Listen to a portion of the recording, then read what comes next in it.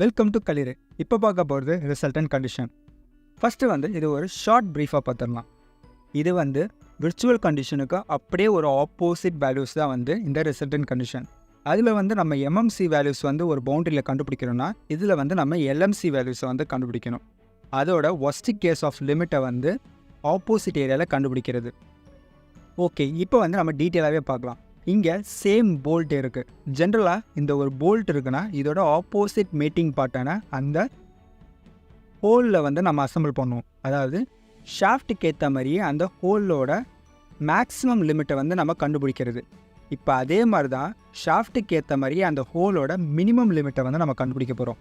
எப்படின்னா இப்போ இங்கே எம்எம்சி வேல்யூஸ் நம்ம சொல்லியிருக்காங்கன்னா அதோட எல்எம்சி வேல்யூஸை தான் நம்ம கண்டுபிடிக்கணும். அப்போ தான் அந்த ஹோலோட மினிமம் லீஸ்ட் லிமிட்டை நம்ம கண்டுபிடிக்க முடியும். ஓகேவா?